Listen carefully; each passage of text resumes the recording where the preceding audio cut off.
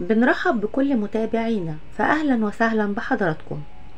تشارلز ديكنز هو أديب وروائي إنجليزي، وواحد من أبرز الكتاب في الأدب الإنجليزي والعالمي في القرن ال19.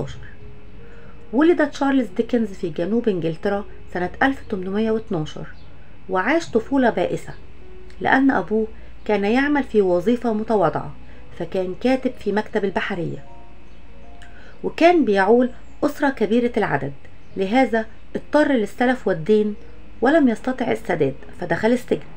ولهذا اضطر تشارلز للعمل وهو صغير، وألحقه أهله بعمل شاق وبراتب متواضع حتى يشارك في الإنفاق على الأسرة. وفي سن ال15 سنة أصبح كاتب في مكتب محامي، ثم عمل مراسل في المحاكم واكتسب معرفة بالعالم القانوني، ثم أصبح مراسل للبرلمان.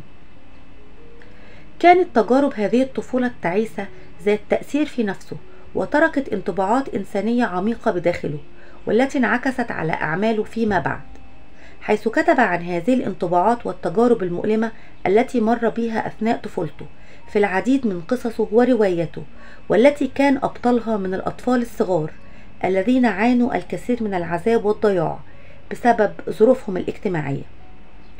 وبالرغم من كل هذا الشقاء الذي عاناه في طفولته، إلا أنه كان ينتهز أوقات فراغه من العمل ويكثر من القراءة والاطلاع على الكتب، كما كان حريصا على التجول في الأحياء الفقيرة في مدينة لندن، حيث يعيش الناس حياة بائسة وخارجة عن القانون في كثير من الأحيان.